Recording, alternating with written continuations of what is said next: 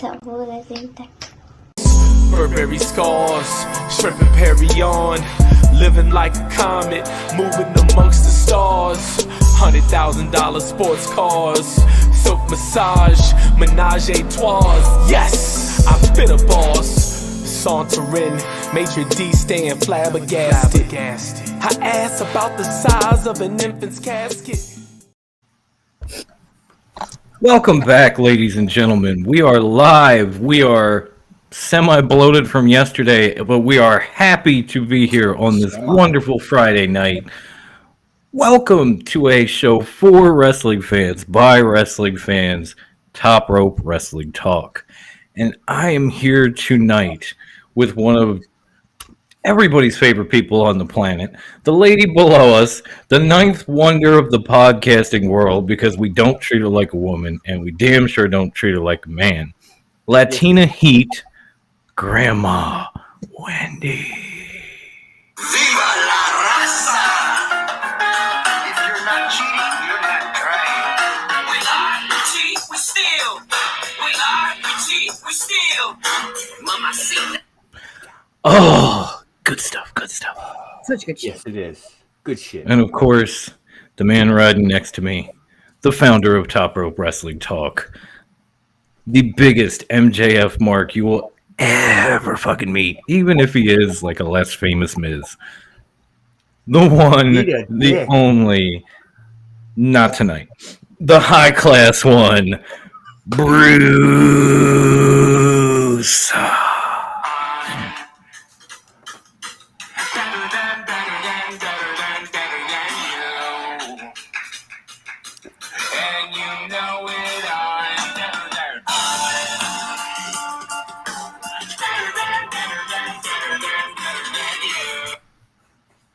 Yes, I am.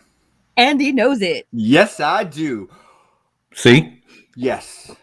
Good. And of course, I forgot about me. Yeah, me. Not DDP, but the greatest group champ in history. I am the man behind all these shows, the soundboard extraordinaire, the producer, the jack of all trades, the master of absolutely none. I am the South Philly Psycho, D.O.M.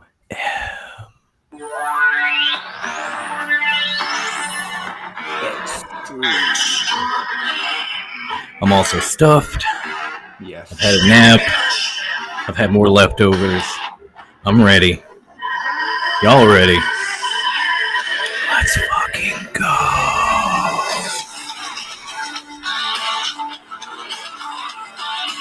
All right, I'm hyped. Take it, Bercy. Oh, what the fuck is going on? What up, Brian? Now that I've got the chat pulled up because I waited so goddamn long to do it. It's been a pretty damn good week in wrestling. Right? Yeah, it has. I mean, very few and far between lately that we've actually had a bad week in wrestling. We've had them, but not very many of them. No, not many. No. So, unfortunately, Grandma Wendy, Dom, we're going to dig ourselves into the rabbit hole to kick this show off. Oh, Let's just get it over with, like a Band-Aid.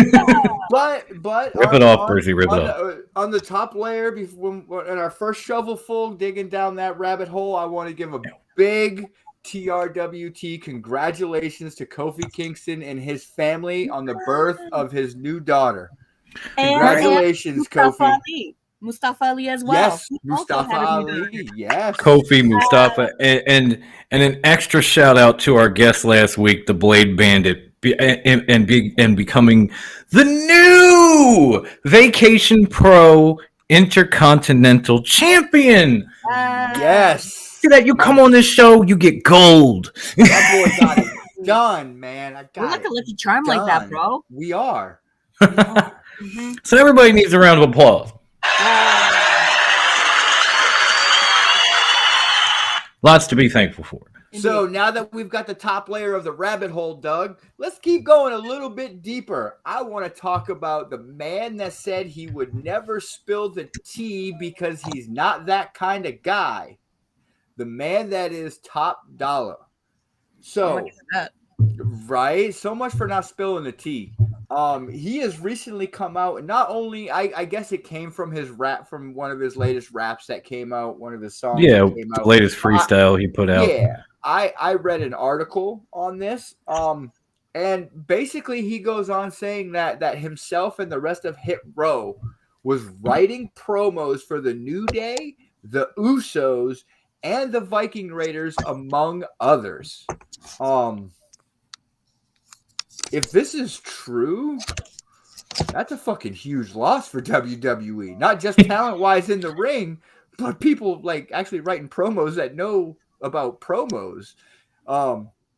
Dom, where do you stand on Top Dollar saying he's not going to spill the tea, but then he comes right out and says, you know what?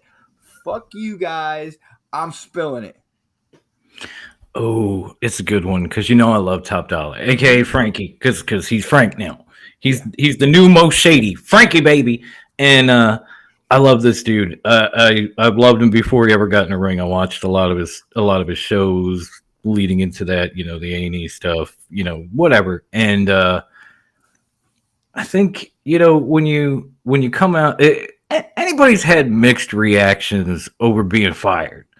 Like, first you might walk out of there being like, fuck that place, I don't need them. And then the next thing you know, a week later, you're sitting around going, you know what? I did everything for those motherfuckers. They asked me to do stuff, wasn't my job. They made me stay late. They made me come in early. All these other motherfuckers coasted. It was me, and you got rid of me. We've all been there. I think we've all been there. I know I have. I feel like this is Frank's version. And I don't blame him. And I kind of believe him, because if you saw that latest tweet that he put out where he cut a promo in a Santa hat in front of the Christmas tree, and he just went off.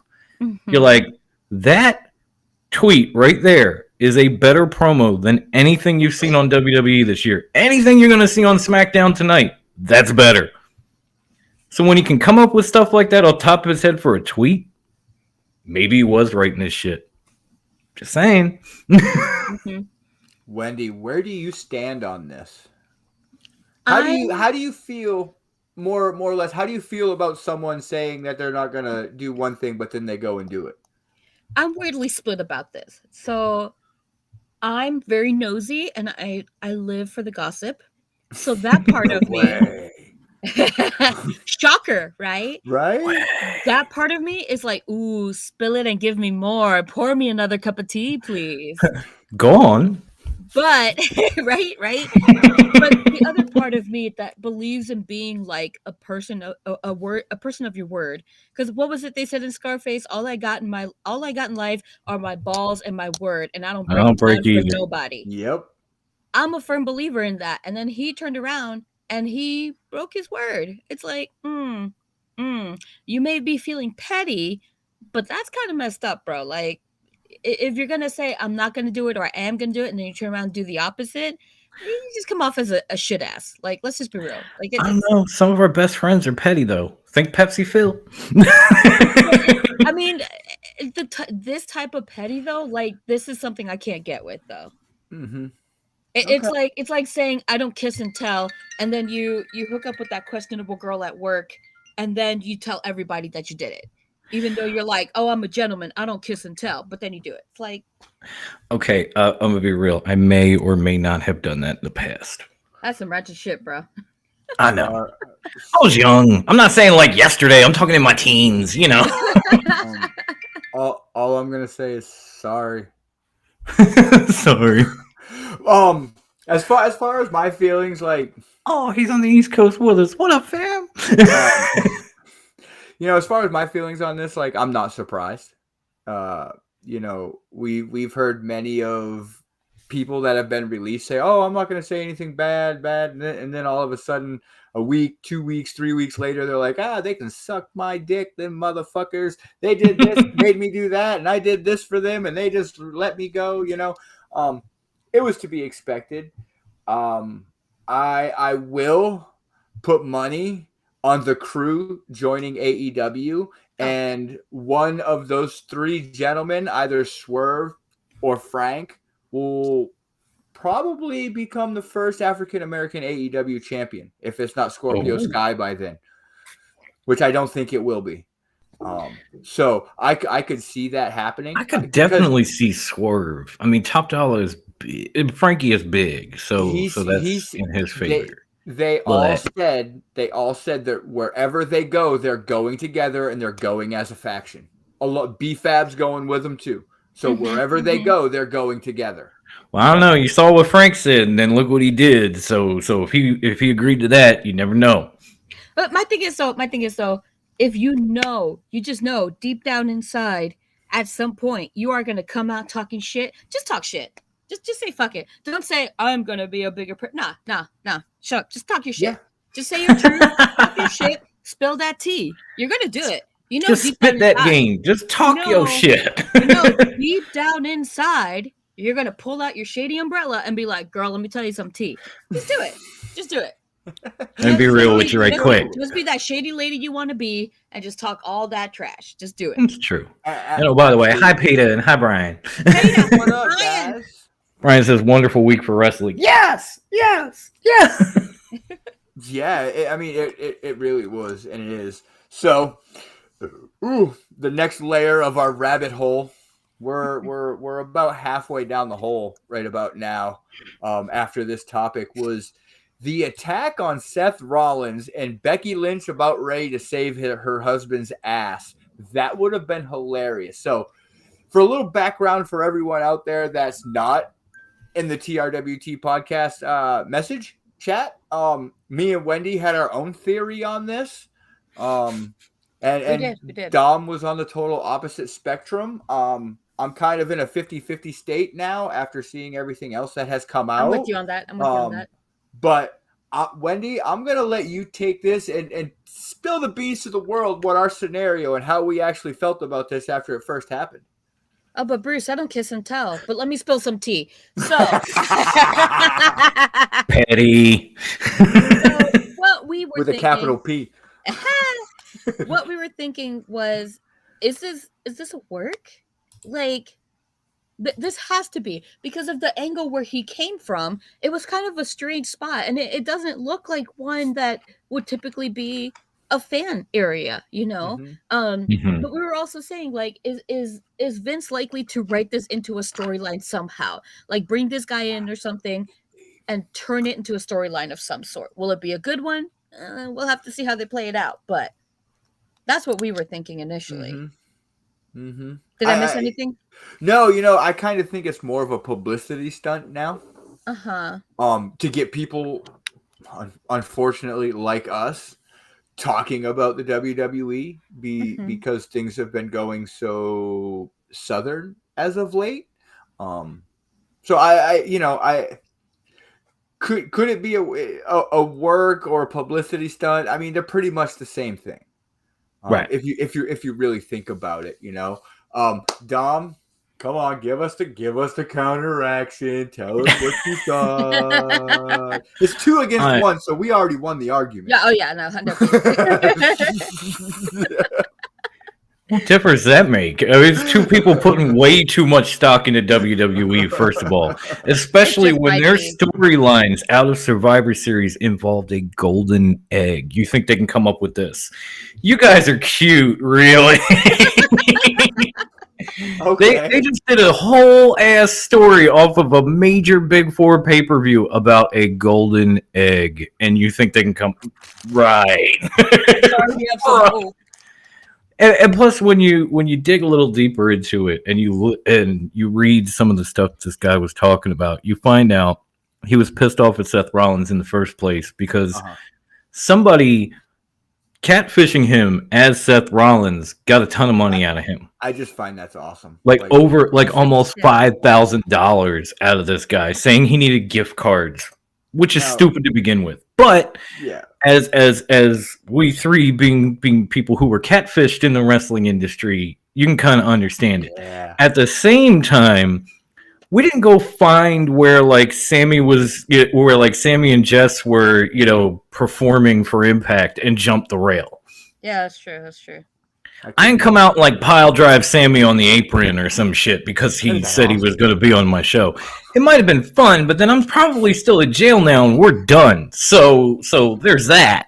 But also, that should have been a red flag, bro. Oh, I need gift cards even though I make millions of dollars. It's Seth fucking Rollins. He's worth like $2 million, $3 million. They were Why just would showing he need your that. money? They were just showing that the other day. I saw something about how much each member of the former faction known as the Shield makes now, and Seth Rollins makes like 3 million, Roman's at 5, and Mox is at 6. No, I love thought it was he like Mox. 2, 3, and 6. I thought it was. It was something along those. But when they're worth but Mox is millions, when they're worth millions, why would they be asking you for a $500 gift card to whatever?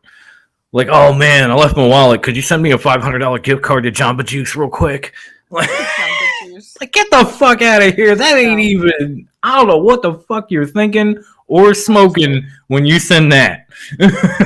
Hey, I need to go into Hot Topic and buy my merch. Buy my own merch. Send me $700 so I can buy out my merch.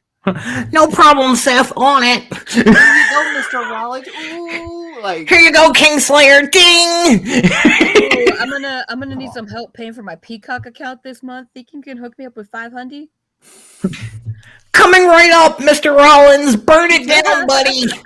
Ding. You know. All right, my dudes. Just, I understand. Like even listening to the explanation or reading it, just had me sitting there going through it, and one thought kept going through my head. Stop it. Get some help. Yep. Yeah, repeatedly. Then the guy came out on Instagram and posted a video. Like he's like, I did it for the bloodline. Oh, great! Now I know really why you did it. It was practically a promo. I was like, fucking Roman for real? Like, what even is this? I'm racking my brain trying to figure out who's worse: the guy that tried to jump Jericho on Corny's behalf, or this motherfucker. Honestly, and I'm leaning towards this motherfucker right here. The other thing that made me and Wendy think it was more of a work is the dude didn't get the dog shit kicked out of him. No one came out and kicked him in the fucking head or punched him in the face. Like I mean, Jericho laid that dude out. Like straight punched him in the. I mean, the guy when what was it? The Stone Cold Triple H, a fan ran into the ring. Even Earl Hebner was like, "I'm gonna stop this dude." They were kicking him for real. Well, then it stands to wonder. Forget his shit being a work or whatever. What are these people we're seeing week in and week out on TV? Like Jericho, that man is a shoot. He whooped that dude's ass. Rollins might be a work. That's what we're saying. It's what you know, saying. Like there's so much. Like it's not a storyline.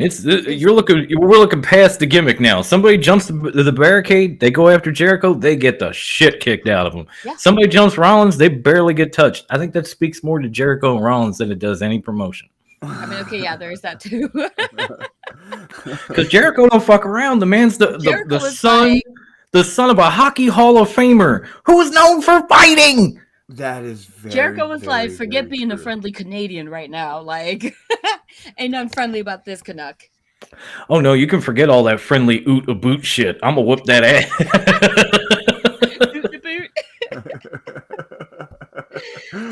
Oh my God. And you will never, ever jump the rail again. And with that, he made the list. Yes. The list. The list. Fuck. Speaking of a list, I have a feeling that there's probably another list that is going to be growing in the WWE, which is possibly the future endeavors list. Oh boy. Well, that's a given though. It is. As we know and we've heard, Dexter Loomis is now officially injured and out for at least 1 to 2 months with his injury. It wasn't disclosed what it actually was. I can't remember. If I did read it, I can't remember. Officially injured. Whoa. Sorry. Ghost in the machine. Hi, Pepsi Phil. We were just talking about you. The Prince of Petty is in the building, ladies and gentlemen. Yes. So with Loomis being injured and the stirring up that Johnny Gargano hasn't signed a long-term contract. He signed a 1-week extension so he can perform at the War Games pay-per-view. And we all know that Dexter Loomis is joined at the hip with Johnny Wrestling right now. So if Johnny Gargano doesn't sign another contract, another long-term contract after what, this Sunday? Right? This Sunday? Yeah. This or next, one or the other. Whatever it was, his contract's done after War Games. It's coming up, yes. It's coming up. So with Dexter Loomis being in his mid to late 30s and WWE going with this big age boom of bringing in 20-somethings that know absolutely nothing, do we see Dexter Loomis being on the next round of future endeavors? And do we see Johnny Gargano actually re-signing with WWE or taking his talents elsewhere? Wow. I would love to see him and Ibushi go toe-to-toe in New Japan as soon as Ibushi comes back from injury. Yeah, that's true. It's Oh, I'm sorry. No, you're good. You're good. Should I? Dom. Okay. Yeah, man, bring it on. It's so hard to just picture Johnny wrestling outside of NXT now since he's been there for like 7 ever. But considering the fact that like NXT 2.0 is a completely different show, I can't see much for him to do on a main roster, and Mason. Even he's kind of looking, at the writing on the wall.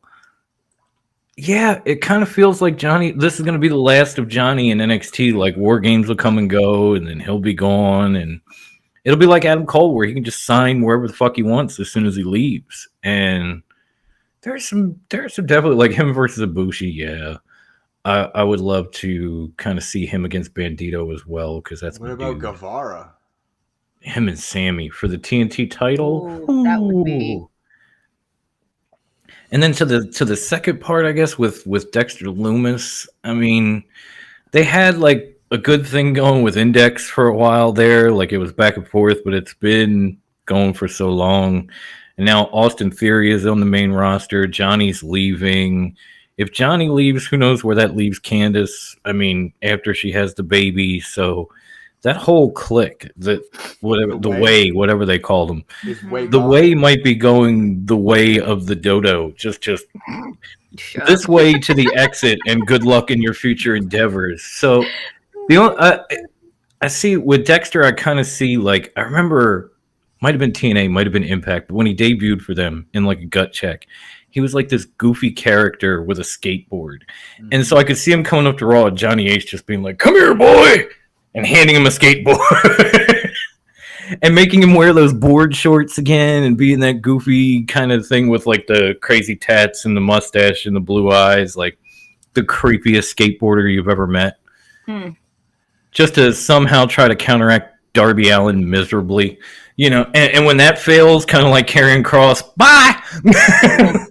Like, who cares if you were huge on this show? You're not huge here, and we have no idea why. It's not us, it's you. Bye. Right? Right. Wendy. Whatever makes sense, but the opposite. Yes, Mason hit the nail on the head. I pretty much agree with what Mason said there.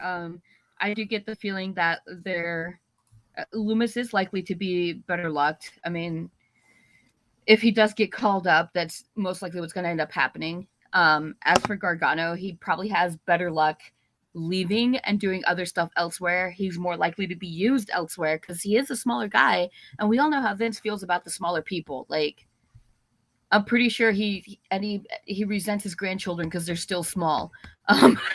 He's like, "Why won't you grow? Give them Russian vitamins." His granddaughter actually just started training. Yeah, she did.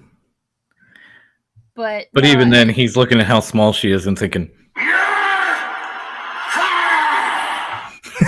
I do see Loomis being future endeavored, and I do see Gargano going off and doing his own thing.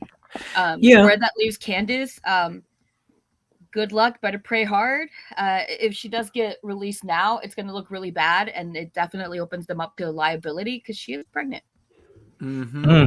Independent contractors. What a thing. Seriously. Independent contractor. I Now- like what Pepsi Phil had said about this too. Yes. Sorry, let me get this in. No, real you're quick. He good. said, You're good. if they threaten to call him up, I think Johnny will jump ship. He knows better than to go to the main. Gargano is too much of a wrestler's wrestler to be sidelined after being called up. Russian vitamins. Russian vitamins. Nice one, bro. Wendy. Now, trying to I'm gonna do a little devil's advocate to this. Okay. But I know Advocate. people in WWE can't keep their mouth shut. So it would get leaked out one way or the other. But there's a small little piece of me that thinks Gargano is going resign with NXT. But he's gonna take time off and not say anything about it for the birth of his kid. That makes and sense. then after the baby's born, just come back in a heroic effort. And take the title from Braun Breaker because Tommaso Ciampa is going to be in AEW by then. Wow. We weren't even talking about him, and the Blackheart just got thrown in the mix. Like, yeah, he'll be fired. Fuck him. He's too old. Yes. Well, he certainly won't get called up. He already said it. He won't go to the main roster. He said, "I'll retire before I get called up." Like, same thing Adam Cole said when Adam Cole first went to NXT. His big thing was wrestling in NXT because it's something special.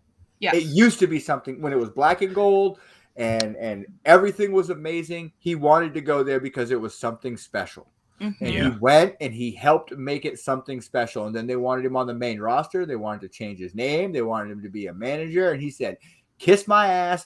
I'm going to go over to AEW and continue to be a megastar with the best fucking he was like, music. "Do you know who I am? I'm Adam Cole, baby." Yeah. Door. So the bottom of the rabbit hole is here, and I find this to be a huge deal. So I actually have an article, and I've got a couple clips from the article that I want to release. So Jay Sports, I don't know if we should use the word release. I'm just saying. Yeah. They're saying Felicia. So J Sports over in Japan, which is the broadcast company that shows WWE television in Japan, shared that they will not be renewing their deal with WWE. Mm-mm. Subtitled and highlighted episodes of Monday Night Raw and Friday Night SmackDown. And it'll end in December 31st. Now, and like when I say all of WWE like TV, like I guess they don't show. So they're Monday Night Raw and SmackDown, all 6 programs of English version, Japanese subtitle version, highlighted versions of Raw and SmackDown that have been delivered nationwide for years are gone. And then at the very end of this article, it says J Sports is also warning WWE PAC members, which PAC members for them is the WWE network for us. Yeah. Or Peacock, that sort of. To cancel in December. So with their major deal in Japan being pulled right out from underneath them because that was the only company that showed WWE in Japan. How big of a financial strain or how much is this going to hurt their product? And do you guys think that Japan is doing this because Triple H and Vince wanted to come in and do NXT Japan and New Japan and everyone over there said, kiss my ass, you're not taking my wrestlers and we don't approve of this? Wendy. That's a good question, though. I mean, it seems like the logical thing. It seems like the logical explanation, especially since New Japan and what are the other promotions there? Well, we'll say New Japan mostly has such such strong roots within Japan, not just as a promotion, but culturally as well. They are culturally relevant and important to Japan. It's understandable why they would be like, no, thank you. And seeing because Japan, they see things, they are very observant, and they are watching what is WWE putting out. And they're probably kind of like, well, the product being put out isn't the best right now, honestly. Yeah. It went from filet mignons to like last month's cheapest cut that expired 2 months If you go ago. back to last week, it went from filet mignon to the McRib.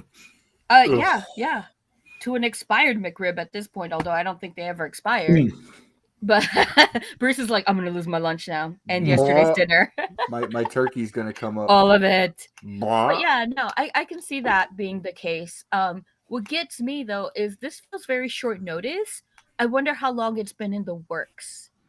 Yeah, seriously. Because to say we're cutting you off December 31st, and here we are, the last week of November, this gets announced. It's like, how long have y'all been thinking, and when did you tell WWE?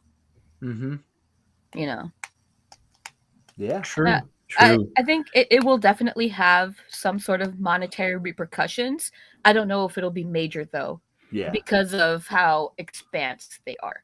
I mean, this may just be them like being spread too thin though. Yeah. I love Mason's comment.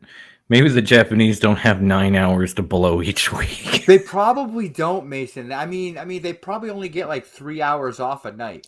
Well, that was going to be my question. Where are these highlights that they get that we don't? Because like I would so be down. Like maybe you can check them out on YouTube, but if they put them on TV, they were like, "Here's what happened in Raw in 20 minutes."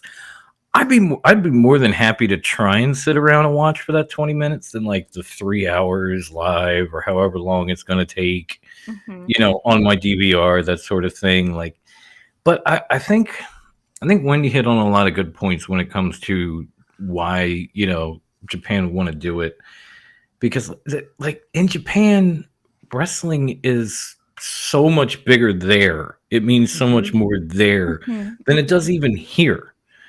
And not only that, I think some of this stuff coming out from WWE, like months ago when Nick Khan said, we're not a wrestling company. Yeah. People in Japan, in the entertainment business. People in Japan don't take kindly to that shit. It's still real to them, damn it. And the product between what WWE gives you and what they give you in Japan, it could not be further sides of the spectrum. You see a guy like Ishii on Dynamite, and he maybe uses 3 moves and takes 19 shots to the head, and that's Japan. Like, you can't hurt me. I'm going to hit you hard, and I'm done. Yeah. That I'm not saying that's everything you get out of Japan, but that's more what they expect, and that's not what you're getting from WWE. According to them, you're not even getting wrestling. And while we look at it and we might joke about it or we might do whatever, Japan, on the other hand, when they hear WWE's not a wrestling company, they're like, fuck you. No, absolutely. I feel... I'm sorry. And also, I agree with what Brian says. Like, this has got to be a killing blow to WWE's manifest destiny. Invasion into Japan markets. This is a total, like I had said, fuck you to Vince McMahon. Yeah, like I don't know. I think it's gonna be a blow to him, but it's not a blow that we're gonna see. We're not gonna see the effects of that. So now that we have dug ourselves almost to the center of the earth with WWE and the rabbit hole, we're gonna climb ourselves out. We're gonna have a little bit of fun. Oh boy, yes, this is a brand new segment brought to you by the Mind of High Class. This is called Facebook Fights. They're not all actually going to be fights. Some are going to be compliments. Some's going to be fun. It is basically where the three of us find a comment and a thread on Facebook that is just over the top crazy by wrestling fans, and we do a dramatic reading, and I'm just hoping that you guys have as much fun as we're going to have, because we did a read through before the show and I thought we were all going to piss ourselves laughing. So hopefully it's just as fun for us as it is for you guys. Or just as fun for you guys as it is us. I said that shit backwards. But we get it though. We know what you mean. It's okay. So here we go. This first Facebook fight, I'm getting character, is brought to you by the All Elite Wrestling Facebook page, obviously on Facebook. And we're not going to use the people's names just so they can stay anonymous. Right. All right. Unless it's from our group and we know the people, because then we're going to call their We're putting you asses on out. blast. We're putting you on blast. So yeah, watch what you say, hobo clown. We will use you. Be prepared if you post something stupid and it turns into a fight on Top Rope Wrestling Talk, it will get used in this segment. Yes. All right. Here we go. But do it anyway. You ready? And Scene. action. Y'all really thought you was getting Braun Strowman? Doesn't matter, see?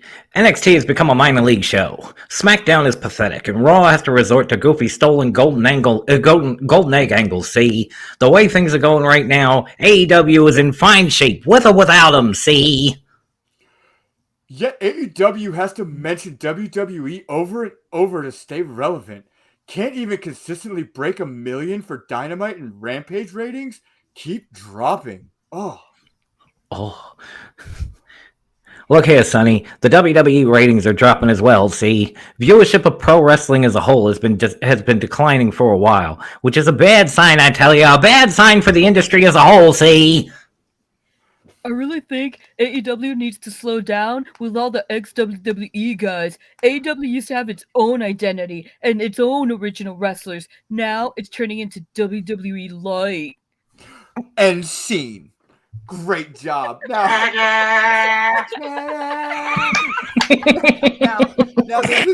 the thing at the end of this that fucking kills me, and Dom has said this 100 fucking times on this show. AEW is not becoming WWE Light. They have released over 100 wrestlers in the last 2 years, and WWE AEW has signed like what, 8, 9, 10? I think overall since 2020, they have maybe signed 20 at the most out of over 100.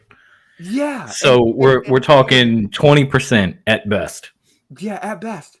So they still have tool bag. They still have their originals. But like Impact is right behind them, somewhere around 15 or 17. You know, like these guys, they get spread pretty evenly. But whenever you talk to somebody, whenever you see somebody on social media, it's like AEW signed all WWE guys.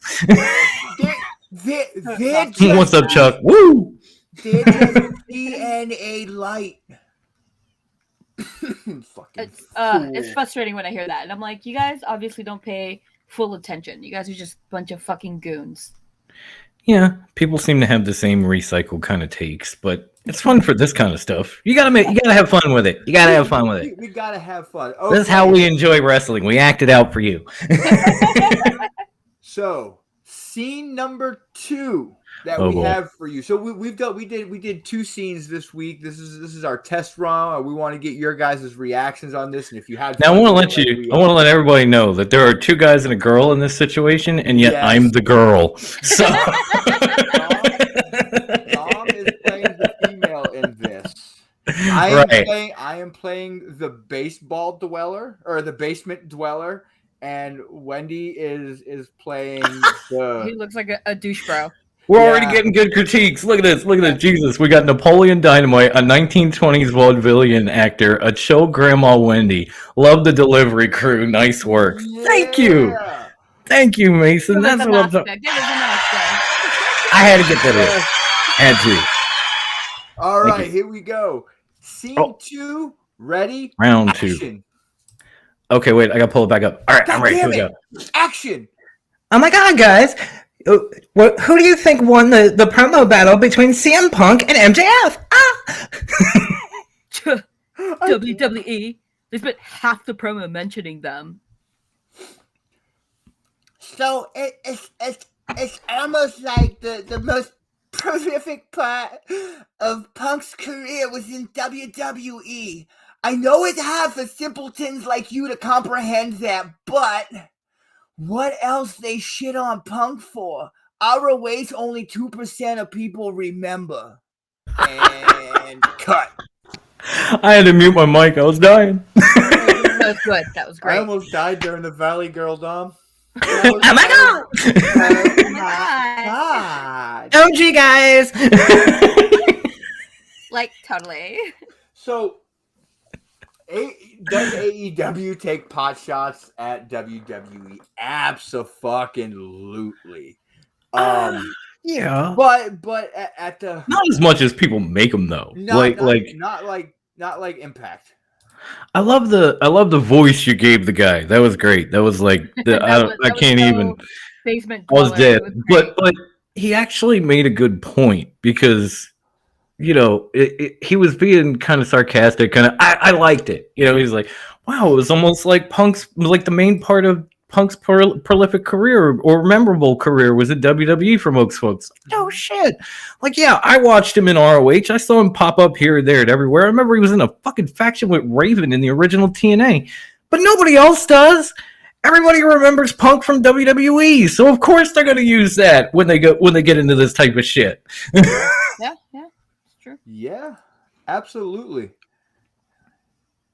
Oh, wait a minute. It's not AEW and Impact's fault that WWE spent so long vacuuming up everybody that they could just so that they had no other promotion could have them.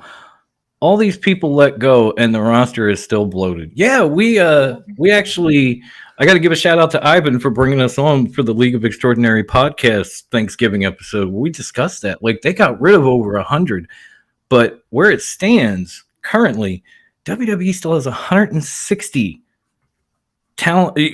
As far as talent goes, they have over 160 members on their roster after getting rid of all of these people. Absolutely. So I really hope everybody enjoyed the segment because I've got a feeling this is definitely going to be coming back again. So keep a lookout for Facebook fights. Send them our way. Send us stuff. And Submit ideas. Later on next month, we will have our last preliminary wrestler or fan between Dom and Wendy. And starting the first Friday in January will be the first actual full-on game. Where like the first one that counts. First one that counts towards score. So y'all get a punishment in your mind because we're going to announce them. I was a little shook after the first one. I'm gonna be real, but then when I swept the category on the last one, I was like, okay, maybe not. I was like, okay, I'm warmed up. I got my mojo. I gotta step up my game. Let's do this.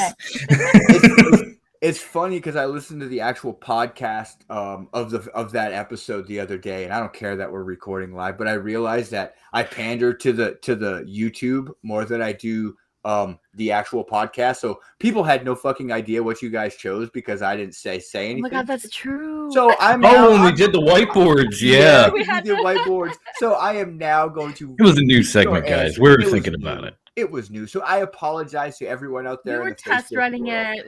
That's why we try this stuff out, so we can float it out there, see if people enjoy it, and then adjust and get everybody involved. That's all that is. But that just means if you're curious what we said, you got to watch us on YouTube as well. Check us out on the tube, which you should be already on Friday night. Cheap pop. Now, since we had CM Punk and the Wrestling God and Facebook fights, we're now going to transition into the best promo segment of 2021 between none other than the Wrestling God himself, MJF, and CM Punk. So, wow, great setup there, Brucey. Between the Wrestling God, MJF, and CM Punk. That's pretty much. I had to. And look, I'm going to say something that you guys are probably going to faint and die, but I actually think CM Punk won that sparring match they had on Dynamite for 20 minutes.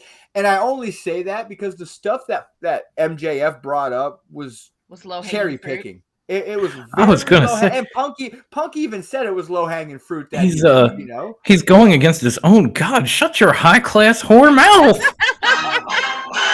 When you're in danger, Bruce, blink twice if you need us to save you. CM Punk is off camera with a machete. That's all I can say. No, but here's the thing. MJF was still fucking gold on the mic. Oh fuck yeah, bro! I died. I died with some of the stuff he said. Like when he said he's gonna end his career faster than his UFC career or something. I've only got like one quote right in front of me. I'm gonna end you faster than your UFC career. Yes. Yeah. And then the hustle, loyalty, and respect thing when he's like, "You're around here, you're just around here preaching that hustle, loyalty, respect." But I can see you. I was like, "Oh, oh." But I think my favorite out of all of it was you say you're what is it, straight edge, but you look like a meth addict. I was like, oh my god. I need 8 shots of whiskey just to look in the mirror. If I look like you, yeah. But you know, and Punk even like. Here's the thing: Punk had low-hanging fruit for this segment and this promo between them. MJF not so much. I mean, he had one that Punk used, and that was the Miz comparison. But goddamn, that was fucking gold. It was they both picked the low hanging fruit. It just felt like Punk reached up in the tree a little bit more. Yeah. The one liner that Punk had that probably killed the entire wrestling industry. The only way you're going to be number one is if we all wait around long enough for Tony to have a daughter and you marry her. Yeah, it was great. It was the perfect response to him saying that Punk came in second behind the King of Kings. You know, it was like a dual burn. It was like, that's good. Right there. That whole segment. It was 20 minutes of pure promo. I have to say, for me, my favorite line out of the whole thing was him CM Punk saying, "You run around here preaching about the 4 pillars, and you don't even know you were replaced by Dr. Britt Baker, DMD." Yes. That whole 20 minutes, it just had me like it just had me Brit the whole time, just Brit. At that point, when he pulled that line out, I went, "Okay, sorry MJF, but thanks for playing along." We have some nice parting gifts for you, Maxie. Go on. Go sing another song. Maybe you'll get in the New York Times. This promo for me is in comparison to about 4 or 5 years ago when John Cena completely owned Roman Reigns in WWE and told him to stop just stuttering and cut a promo pretty much. It's called a promo, son. It's called a promo, son. Learn how to cut them. Like this promo with MJF and Punk was that. Good question from Mason here. Do we think that TK approved that, or did he just say, go out there and say whatever? I don't know Tony's style in particular, but I don't think he does the "you've got to get this approved with me" sort of thing. At least not to everybody. Like maybe he listens to Max Caster's freestyle now before he hits the ramp because of the whole Julia Hart thing. But I don't know if he does that to everybody. And the Lex Luger comment. Well, yeah, that too. No, I think there was a premise. There's always I think in AEW Tony gives them talking points, but like here hit this point, here hit this point, and hit this point. Everything else is all you guys. As long as you hit those 3 talking points during the segment, we're gonna be good. So do I think he knew that was coming? I don't think so. It's just I didn't watch a lot of it. But from what I saw in like Roads to the Top, it seemed like Tony was just kind of given the bullet points of what's going to happen, and then he would run it from the back. So I don't know if he actually had to approve it or he just listened to it and went, "Oh yeah, that's going to be great. Go." Keep talking. I'll be right back. Oh, okay. You know, because it doesn't seem like they are as planned out and scripted. No, It feels like maybe they run it by one another, of course, but I don't think they go and say, "Okay, Tony, so Max is going to say this, and I'm going to come back with that." And it feels like with Tony, he gives them a lot more creative liberty, and it feels like he is the kind of leader where if you're uncertain about what you're about to say in your promo, you can go to him and be like, "This is what I was thinking, but I'm not sure," and he can help guide you a little bit. You know what I mean? Or say, "Hey, let's bring in others," but he's not going to be like, That's not what I want you to say. I want you to say Yeah. this, this, and this. Here's your script. I think if somebody was looking for input, like CM Punk came and said, Max wants to bring this up, and I'm thinking about hitting him with this. What do you think? Yeah. I think there might be an open line of discussion, but otherwise, I think it's just okay. What are you guys thinking about doing? Oh, well, we're to do bullet point, bullet point, bullet. Oh yeah, cool. Go do it. That's good. So with that being said, because obviously that kicked off another amazing episode of AEW Dynamite. So before we dig too much deeper and hit some major highlights in this episode, I found a tweet from a gentleman. And he's Are we gonna have to act something out again? No. I still got the Cartman voice. I can do that. I'm just gonna read this normally because this guy's a tool bag. He said, "When AEW gets canceled, the wrestling community will be back. AEW is a cult, and the sooner TNT gets AEW out of here, the better." Can we call? Can we just say you fucking moron? Can I add something to that? Absolutely. Shut up, bitch! Thank you, Dwayne. Hundo P. Shut up, Hundo P. bitch! From all three of us. Thank you, Dwayne. Absolutely. He stopped by to record that for me personally. True I story. appreciate that. Thank you, Mr. Johnson. Thank you, Dwayne. I call him D when I'm not on the air, but thank you, Dwayne. So we're gonna probably bounce around a little bit on the episode, and that's corny. Are we playing fan or corny? No. That was actually a fan, Mason. That was actually a fan, not corny. It sounds like corny. Yes, It really sounds like does. corny, but it was an actual fan. Sorry, Mason. The first thing I kind of want to talk about is the women's match. That was that kind of could have been the main event. But it was the co-main event. Either way, it was great. Jamie Hayter and Thunder Rosa. Jamie Hayter, listen. For those of you that don't know her body of work or have seen anything that she has done in Stardom or anywhere else, you're missing out. You're missing out.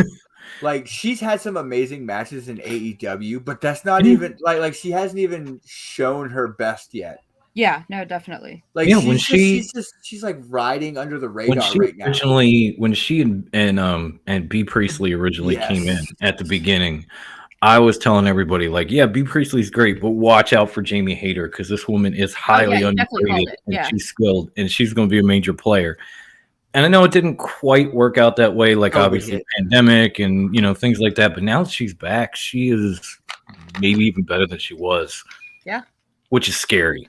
And you don't have to tell me if I know that girl's body, because good lord, I mean, she's talented, but God, whoo. So, Wendy, as the queen of women's wrestling and top rope wrestling talk, yes, you are. You are, because you're the first lady. First lady, queen. No, see, Wendy is the first lady. Kathy is the queen because she has more titles than any other woman. That's fucking true, man. All hail that fucking. She's got more titles than anybody but me. Well, I mean, we have kind of slacked on our forums these last few months, so no one had a chance to win any more titles. Now, in fairness, I had COVID for the last pay-per-view, so I didn't exactly have a chance. No, you didn't. It was all COVID Carl. Blame him. Damn it, COVID Carl. Oh, well, Survivor Series. We're not getting into that. Golden egg, y'all. What was your thoughts on this match? Like what did you Sorry. Jamie Hayter's got more cake than a UK bakery, but in all seriousness, she is a hidden gem and a powerhouse. Really Absolutely. Oh yeah. Again, I couldn't agree more, Brian. I couldn't. So Jamie's amazing. I'm glad she came back to North America with pandemics. She really did. Yeah. So, Wendy, give me your thoughts on this amazing women's match that we got to see on Wednesday night or Thursday, depending on when you watch. I actually watched it just now, right before we came on, so it's still fresh in the brain. It was definitely an amazing, incredible match. They fucking that train did not have any fucking brakes on it. They just blew it straight out. Like, it was insane. It definitely should have been more main event rather than co-main event.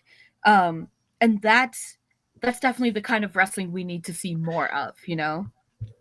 It wasn't showboating who's the prettiest. It wasn't some bullshit. It's women that are legitimately trained and qualified and fucking rip the brakes off it. You know what I mean? It was fucking insane. It was amazing. I'm in awe of them.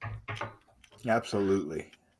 Absolutely. Like here's the thing, the women's, like, everyone always blames AEW saying they've got shitty women's wrestling. No, every match that they have had, and I can't say every match. But even a bad match is a good match. Yes. Their women's division is head and shoulders, gets better every week. Mm-hmm. It's not stagnant. We're not seeing the same thing over and over again. And they keep improving and they keep getting better. So whoever they have in the back working with their women, which I believe it's Kenny, is really working out for them. I think it's Kenny and Dustin that are working with the women. I think so. Yeah, that sounds about right. I know it's Dustin, and I know Kenny had a lot to do with building the roster. So we're gonna leave it at that. Yeah, yeah, we'll leave it right there. Yeah, we'll put a pin in that one until we'll leave it at that. See, yeah, further date down the road. See, yeah. Now, the next thing that I saw, and it wasn't even a match, but it was kind of like, is this really what he wants? Was none other than my boy from Top Flight, Dante Martin, joining Team Taz. You know what was the best part of that? Dropping Leo Rush. So he can retire. This is his again. His retirement. Yeah.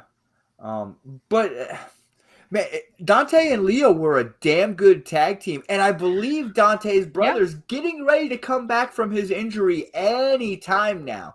Should be soon. Now imagine what kind of trio they could make. Oh man, that would be amazing. Oh my god. Top Flight and Leo Rush. Get the fuck out of here. Oh yeah, but that also depends on whether or not Leo Rush is going to retire, and we all know the answer to that one. I think we're safe for a little while. Just a bit. You never know with this man. Wait till he gets injured. Never know. Every time he retires is after an injury. So it's like he got hurt on his debut. Leo Rush is like, it's coming, but you don't know at the same time, you never know. When's it gonna happen? You know it's coming, but you don't know when. So you're just sitting there like, oh, is he gonna? Oh, he took a bad bump there. He might retire. Is it this time? No. Oh, Peter's watching Bear Country. I love those guys. Do you see them as tag team champions one day? I do. They have that potential. At some point, yeah, absolutely. I could definitely see it. I don't know about like anytime soon, but maybe next year. The light bulb just went off. Okay. Wendy? So you just mentioned, Brucey, that what's his name? The Human Emoji's brother is getting ready to come back, right? Dante Martin, yes. Yes, the Human Emoji. What if? Because he looks like an emoji that's about to cry all the time. Anyways. We know. What if? What if, storyline idea, okay. So he's with Team Taz, but he looks like he doesn't really want to be there per se. He's just kind of like, all right, you're so pushy, let's do it. Because he doesn't look like the kind of person to say no. He looks like the kind of person you could go up to him and be like, hey, let me borrow your shoes, the ones you're wearing. And he would just be like, oh, here you go. Exactly. So what if? So he signs over to sad Team boy Taz, is here right? to please. Exactly. He signs over to Team Taz, and then his brother comes back, and him and Leo Rush go on a rescue mission storyline where they like basically have to like try to pull him back out, and they're kind of like, you're like brainwashed in this cult. We got to get him out and decultify him. I mean, not literally decultify him, but you know what I mean. I was gonna say I don't want to speak for high class, but I got to hit this. Hey, that's pretty good. Right? Yes. I have my moments. I like that. The only other thing with Team Taz is, when is Hook gonna make his in-ring debut? Because always looks like he rolled whenever out of he decides to break up with his homeless boy band. I don't know. Like with that hair and that outfit, he just looks like he's in a homeless boy band. I'm not gonna lie. I honestly see him being the second coming of the human suplex machine. He's He could be. He fucking he's could be. built like a dude that's gonna suplex the shit out of you. You know, Taz did have that hair at one point. It maybe didn't stand up like Hook's. It wasn't full on Sideshow Bob, but it was close. That's a lot of hair product. Yeah, Taz used a lot of Soul Glow too to kind of keep it Soul down, Glow. but wavy. It was all greasy. And then he shaved it off, and FTW was born, and the rest is history. Mason's laughing at homeless boy band. I'm not wrong though. Where's the lie? Honestly, there is no lie. There is no lie. And we can't go on talking about AEW without talking about Dr. Britt Baker, DMD, or as she Many told blessings Tony, unto her. or as she told Tony in the Friendsgiving, no, you ruined it. No DMD tonight. I think she just gave something away in that sentence right there. Adam Cole should be mad. You know, I in that segment we learned that Riho's gonna get a match where if she wins, she'll get a future AEW Women's Title match. They haven't made like a special toddler's belt for her yet. Not yet, but honestly, I kind of like how they put her in the match. It's going to be like a John Cena thing. It was something that we actually discussed when it happened, when she went under the rope in the Women's Casino Battle Royale and never got eliminated. We did bring that up. That's right. We did. And that's how she got the match, because she was never eliminated from that match. In fact, I think Wendy and I prayed to Father Paul that nobody noticed. Yeah, so I prayed real hard. But yeah, they could do something with Rio like John Cena used to do. Remember, came out the T-shirt, the champ is here, and the belt was underneath it. They could make Rio a onesie with the AEW Women's Title on it, and she could just snap it up and wear it out to the ring. That would be hysterical. And fight Marco Stunt every week. Fight Marco Stunt. Marco Stunt hasn't been there. No, he has not. It's good. Oh, God. Good. God. And when do you think, are we going to get these goddamn fucking trios titles or what? I thought they were going to happen already. There's so many titles that make sense. Like when they brought up women's tag team titles and they had started to develop some tag teams, it was like, okay, we could do this. You had a tag team tournament already. Drop that. I was like, and then we got the TBS title instead. So maybe down the road, trios. They have so many factions, and they're building more. Teams. They got so many 3-man teams. It's unbelievable. And the House and they of still Black don't have a trios title. Yeah, the House of Black will probably end up being one. We've talked about Brody King showing up and joining them. You know. So, trios titles would make sense, but they still don't have them. So, quick one last little bit for Dynamite. Daniel Bryan knocked out Colt Cabana's teeth, and then had an amazing promo, short, quick promo, and face off with Hangman Adam Page that I thought was perfect. And I was so happy when he finally used the word, because I was waiting for it the week before. Fickle.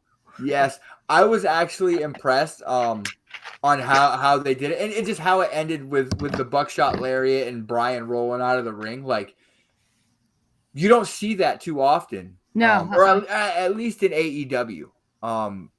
We haven't usually when they go for their finisher and something like that, they usually hit it. Yeah. I think that was good how they did that. That was very. But even the match, I don't want to look past the match that he and Boom Boom had though, because it was tremendous. Like tremendous wrestling match from both guys, just like countering and. Because Boom Boom's such a joker and shit, people forget he's a legitimate wrestler. He can go. The man knows what he's fucking doing. He can sew his shit. He can make you laugh, and he can kick your ass. Yeah, just absolutely. Not Bryan Danielson's ass.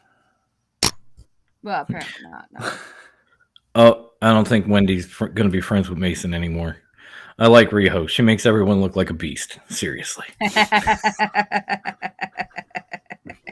This is very true. She makes me look like a fucking giant. And can I just ask about one more thing from Dynamite? Was it not the funniest moment of maybe 2021 when Cody Rhodes threw the weight belt out and the fans threw it the fuck back at him? we were getting ready to get to that. I didn't know. I thought maybe we were moving on because we were at the main event, but I didn't know. I wasn't sure. No. Well, the 8-man tag was the main event. Oh, that's right. That match was so good. I thought it ended the show. I wasn't even paying attention to the 8-man. I thought that since you brought it up, the 8-man tag was good. It was actually pretty good. Here's what I think is going on. In the very beginning, day one, Cody and the Bucks said we are going to listen to the fans. This is the fans testing Cody, the Bucks, and the AEW team. Okay. Yeah. Cody in particular. They're booing the fuck out of Cody Rhodes. They really are. They want him to be a heel. And if they truly listen to the fans, like they really have, Cody will turn heel. But I think when he does, it's going to be unexpected. Oh, yeah. Oh, of course. He keeps saying, I'm not going to turn heel. I'm not going to be heel. I'm not going to be heel. I'm not going to be heel. I'll never do it. I'll never do it. I'll never do it. And then it's going to be some scenario where he does, like, he's going to inject himself into the world title match, even though he's not supposed to. Something crazy off the wall. Or he's going to get into like a casino ladder match and win. Yeah. I mean, it's getting to the point where Cody is turning into AEW's Roman. People are just booing the living shit out of him, want him to turn heel, and he's just like, nope. So when he finally does, it's going to just blow up. I think he could definitely do the transition a lot more smoothly, though. And the thing, man, he really was a good heel. When he left WWE and he joined the Elite and then he joined the Bullet Club, he was fucking amazing. Yeah. Oh my God. Yeah. Oh yeah. He was absolutely. I loved him as Dashing Cody Rhodes.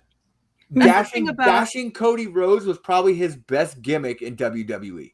That's the thing about Dusty's Boys, though. It's like they learned from their dad to like take what gets thrown at you and make it work. Because they've made everything work.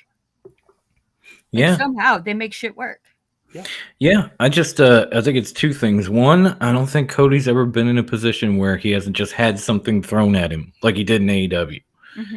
And he can do whatever he wants. So he's doing it and he doesn't give a fuck. Or two, look how long it took for them to wrap this Hangman storyline up. From like the very first AEW like major pay-per-view up until up until Full Gear. It took over 2 years. If they want to beautiful long-term storytelling. That's what I mean. If they want to drag something out and just let it, build and simmer until it finally blows up, they can and they will. Oh yeah. And I think that's maybe a part of this whole Cody thing is like, yeah, he's saying I don't want to turn heel. I don't want to turn heel. I'm still this, I'm still that. And then in the back of their minds, they're like, okay, let's just wait for it. Let's just let this keep going. Let's just wait for it. Fuck it. Soon. Very, very, very Oh, God, Pepsi Phil. Can we discuss the catering Eddie Kingston can't finish a promo storyline? It's hilarious. Yes. Dom, since you read it, bring us into it. Oh, man, it's just every week it seems like Eddie Kingston's about to get interviewed and somebody's in his face or he's interrupting somebody else. It's just this week it was 2.0 and Danny Garcia, who are, God, the shittiest of dirt heel jobbers you'll ever meet in pro wrestling right now. And that whole thing blew up and it led to a fight. And then afterwards, he's just like, what? That's my time? All right, I'm going to catering. Right. They're like, you're not hungry anymore. And he's literally sitting there. Can I just finish my cake? Like, yeah. You're not hungry anymore. I'm eating while you're talking. He looked like the annoying uncle when like the 10-year-old came around because he thought the annoying uncle was the cool uncle, and they wouldn't leave him alone, and he's like, what the fuck do you want? Just let me eat my pie. I can't even sit here and eat a piece of cake. You're already fucking with me. Really? I've been with you all day. I took you everywhere. We went to the toy store. We went to the grocery store. We went to the mall. I took you to the playground. I bought you smoothies. Get the fuck out my face and let me eat my cake. Oh, that would be great. So finishing up this and speaking of 2.0, our good friend. Back that off. Go ahead. Our good friend, Mr. Brown, Christian Brown, gave us a question in our new admin chat that I want to ask you guys, because it's actually pretty fucking good. And we don't want the obvious answers. So he said, if you got to be Tony Khan, you look at your roster, who would you go? He, she, they add no value to the roster and get rid of. So Dom, don't say Matt Sydal, and Wendy, don't say CM Punk just to say CM Punk. He wants to hear just people that add no fucking value. But here's the thing. Why are they? I wouldn't even be able to say CM Punk because he does add value. I hate to say it, and I hate to give him credit. I wouldn't. But I could say Matt Sydal because he doesn't bring any value. There's that, but I won't. So here's what I want. I'm gonna try to shorten this up just a little bit because we could probably go on for fucking hours talking about this. Give me 2 male wrestlers, 1 female, and 1 tag team. Ooh. Okay. Mason read my mind. At this point, Matt Hardy doesn't feel like he has much value on that roster at all. At all. Like even his big feud with Orange Cassidy, you thought that was going to end at a pay-per-view or something. Nope, Rampage. But that's the thing that I like about AEW. The only value Matt Hardy has right now is either A, he gets broken again, or B, Jeff comes over. Outside of that, that's rumored to have him come over. I know. And outside of that, right now, Big Money Matt has no value. Like your stock has dropped, homie. You are on the basement. You are done. The other one, QT Marshall. Oh, yeah. I mean, behind the scenes training, he has some value, but as far as on camera or in ring, like when they said, we talked about this on the league show, Wendy and I, when they said QT Marshall's fighting CM Punk, we were just like, why? Like you're CM Punk, you're gonna drop yourself down to QT Marshall for what? You know, like honestly, I remember the promo word for word. I barely remember the match he had with QT Marshall afterwards. Yeah. So those two guys, they don't have a lot of value in my book. I know Wendy doesn't like her. I know people say whatever they want about her. Hold on. Let's go through and do our males, and then we'll do. Oh, I thought you were saying rattle off the whole thing. Okay, my bad. No. Wendy, what do you got? Pin. Okay, I have my tag team written down. We're going with male wrestlers, right? I know. I'm having to look through the roster to remember like who everyone is on that roster because it's a lot. All right, I got you. Fuego del Sol. No. What's his name? Used to be the librarian. Peter Avalon. Thank you. He would be one of them. I don't know why he's around, honestly. It's like he's just there. Man, I had another one pop in my head, but I'm waiting to see what you guys say. And I would probably say Marco Stunt. As much as I think he's funny and adorable, he does not wrestle, and when he does, it's like a joke. Yeah. Like it's and the thing is, like the kid is trained; he can wrestle, but he doesn't bring anything of value. So I'm sorry, Marco. Bye, Marco. Wow, fucking Peter. Okay. Right, I was just looking at Brian Cage and Archer. Not like they are used much, but I understand that Cage does wrestle elsewhere. So does Archer, though. By the way, Archer's in Japan right now. Yeah, he's in Japan wrestling with Suzuki-gun in the tag in the tag tournament. So yeah, G1. So my two, I already said Fuego del Sol adds 0 to the fucking roster in the company. Peter Avalon is gold. Poor man's Rick Rude. Okay. You say something. Sorry, Mason, but no. Val Venus was a poor man's Rick Rude. I don't know what Peter Avalon is. I'll give you that. Choppy. Oh, dear God. Hello, ladies. Fuego del Sol. Okay, there's one. Okay. Patsy Phil agrees, by the way. And actually, Jake Hager. Oh, That's a good one okay, too. okay. That's I a mean, good one too. he's had what, 2 singles matches, 4 He's tag j- That's a good matches, he- point. That is a good four point. four I'll give tag it. matches, and 3 Yeah, Jake Inner no Circle sweat. versus He could go. He could really go. Uh-huh. Nick He doesn't Wiggy fit with the inner president. circle. He doesn't have a personality. No, Just go. There he is. My man saying Wendy for president. Yes! He fits for Inner Circle. Actually, he fits for Jericho as his But Nick- heater. He's a Yes. perfect heater, but he's no Wardlow heater. Mm-mm, Because mm-mm. Wardlow wrestles. Yes.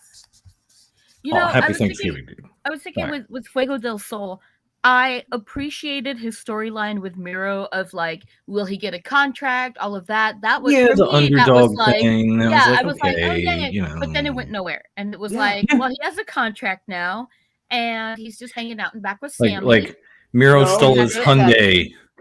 He's got a tag team. Miro stole his Hyundai. That was the last thing we heard That about was him outside of Fuego, YouTube. too. Like, and Fuego, that's too. it, and that's yeah, it. Fuego is just. Bleh. Yeah. Oh, we're getting to that, Peter. Hold up.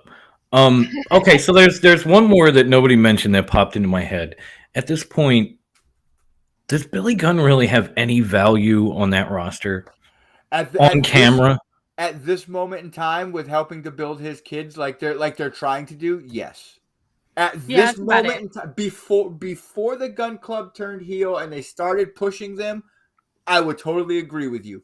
But Mhm. right now, the fact that he's helping his kids gain notoriety, no, he's got worth right now. Mm-hmm, mm-hmm. Okay, I'm not saying his kids. I'm saying Billy.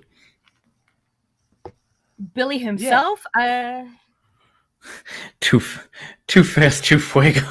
No. The one on top of that, because the man actually agrees with me. No, he did. Jake, we all do. Jake Hager could go, but he can't walk that line between MMA and wrestling. Apparently not. And he's getting ready to go into a grappling tournament. All right, I'm gonna tell you something right now. If you don't know this, Nick, Wardlow is not only yeah. Vince's wet dream, he is my wet Grandma dream. Wendy's wet dream. Oh, entirely, wholeheartedly. There's She no lying, is. denying. If Bruce is the biggest MJF mark, Wendy is the biggest Ward Ho you will ever meet. There is no lying, denying, or hiding that. Wardho. I love it. Mm-hmm. Wardho. You Wardho. Perfect. Add that to the intro. It's accurate. It's accurate. Add that to her intro. The world's biggest Ward Ho. Yes. You will disagree, but Mox needs an overhaul. Does he need to go? No, but his matches make me what? FF. Furious? Fucking furious. Fucking furious. There we go. I'm guessing. I mean, that's what That's we're a good guess. going with. That's a good guess. Yeah. All right, I guess we should move on to. No, I honestly, I'm gonna answer this, and I'm gonna agree. He does need it. Oh, fast forward. Oh, okay, okay. I like ours better. I like ours better too. Yeah, No, he does need an overhaul. I think this version of Moxley was based off of his alcoholism and his. I'm not sure if he was doing any pills or anything like that, but I know he was an alcoholic. Yeah. So I think this version of Moxley was his alcoholic version. So I would say yes, he needs to revamp the John Moxley character in AEW and just make some small changes to it. Just tweak it here and there. Yeah. I think it kind of started out as him wanting to kind of go back to what he was and grow from there. But then when he started to have problems, there was no real growth because he was struggling in real life. So maybe we will see that whenever he decides that he's ready to return. Yeah. All right, next category.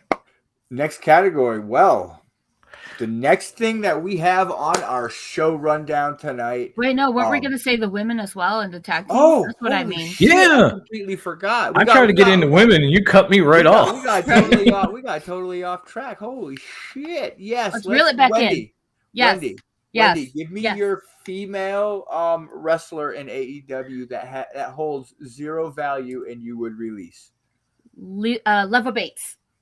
Leva Bates. Ah, yes, the other Leva. librarian, former librarian. I mean, all she does is sit in the audience with a book. Not even Yeah, that anymore. Yeah. Not even. No. Every now on and then you Dark catch or her on Elevation? Dark or something, or Elevation every That. once in a Yeah, while. that. Okay. She's like she's a paid YouTube jobber. Yeah, pretty much. And she's actually really good. But She's not they're bad. using her, so No. she's not She's even not hanging out bad. and catering. She's She's just hanging out somewhere. pretty much. Okay. We don't know where. Somewhere. Done. I do kind of agree with Peta in Riho. Just because, like, yeah, you come and go as you please. You get into all these title opportunities, but there are so many other women on that roster that are there. Mm-hmm. And you could use them, but instead you're using Riho. Mm-hmm. Now, there's one personally that I've just never had a lot for from the very jump, and I probably should because she's got some ties to Thunder Rosa. She's been around, but Red Velvet could go tomorrow. I got nothing. Yeah. I got nothing. I know she gets a lot of opportunities, but she can go straight back to her mama's kitchen as far as I'm You can concerned. go back home and do this. She can go stir it up some other Stir it up at motherfucking home. place, like off my set. What? Philippe, I hate you. We are not friends anymore. You kid Jade Cargill. She is not impressing me with her run, and I see her as a Walmart Jackie. What? I mean, she's still green. She's still learning. She's still working. I think she's full of potential, and I think they need to keep working with her and keep working her. Yes. But I'm That's- not ready to boot her off my TV. Hold on. No. If anything, the Ooh. opposite. Give me more Jade. Woosa. Um, Woo. Philippe, I love you, but I'm about to drive up into DC and just boot the drop ass. kick you. Yeah. That motherfucker. So in the women's division, Dynamite is about to become the That Bitch Show. That's all I got to say to that. That's your first TBS champion right there. Fuck you. Amen. you know, Nick agrees. Get the fuck out of here. in the women's division for me, someone that actually holds no weight or no value, or and just makes us think like, why the fuck are you always getting matches, and why the fuck are you always on my TV on Wednesday night? It's the Bunny. Here's the thing, Yeah. she's fit for Impact. She was amazing on Impact. On AEW, meh. Pepsi filled ducks and run. Duck and run, bro. Duck and run. That's right. If you were in my car, you'd be tucking and rolling. Tucking and rolling. You better find your way out the country. But no, yeah. No, but you're not wrong. It's You're the not Bunny wrong. for me. Like every time she's on my TV, when she's not in a managerial role with the Butcher and the Blade, I'm like, why the fuck are you in my ring? Oh, yeah. Why are you in the ring that I helped pay for by buying merch and watching pay-per-views? How did Wendy describe her a few weeks ago, where she was like the cute girl who pretends like she's all psycho and ADHD? Crazy. Yeah. It's just like, oh my god, I'm quirky. It's like, no, you're pretty average. You're a pretty normal girl. Go back to eating your Oreos. Like, yes, she is a better squash match. Nick's saying Vicky Guerrero, no value. Yeah, no, she really doesn't. Like, she's okay. She's managing Nyla Rose. Yeah, Why? but even Nyla isn't on TV that much. Nyla So, doesn't like, even- where's the value? I mean, the value is in your history and your last name. But like, as That's far about as it. current, what are you doing in AEW? I don't know if there's much. You know what she should be doing? She should be mentoring and managing her daughter in AEW. that would be awesome. Yes, get That's Shaw what in she there. should be doing. Oh my God, yes, absolutely. All right. Well, Could not agree more. we got everybody. We got everybody. We got to get tag everybody. teams Now though, we gotta right? get tag teams. Now that's what I'm saying. We're going to tag teams. We're going to go into tag teams. Now, I'll kick this one off. This one's tough for me because I like a lot of the fucking tag teams. But Luther and Serpentico got to go. Oh, fuck yeah. Chaos Theory. Yeah, Yeah, Theory, I'm just like, Luther's voice is worse than Vicky Guerrero's oh my But God. here's the thing. Luther's a deathmatch wrestler in AEW. in wrestling company. Like Go do he's death matches. yeah, What you're good they, at. They haven't even put him in a hardcore match in the No. entire time that he's been there. He's just Mhm. been, and then Serpentico with the weird mask and the silly string coming out of his wrists and He shit. was so Like much better in CZW. he really was. He really was. Yeah, they were. It's I have nothing to say. It's just so like such a waste. I'm just like nothing to say, nothing to add because it's all true. You know. Yeah. Yeah, that's a good one. That's a good one. Jericho basically brought in Luther because they are good friends as a payday for him before he retires. Pretty much what it pretty was. much. More or less. Yeah. Yeah. Mm-hmm. Yeah, I mean it's tough when you look at that tag team division because it's so packed. Mm-hmm. Mm-hmm. And I want to say the Seidel brothers, but y'all are gonna hate. Y'all are gonna hate. Why am I I'm not gonna gonna Even hate. though If you can give a good reason, I'm not gonna hate. if you give me a damn good reason, Like so damn good, I can't hate it.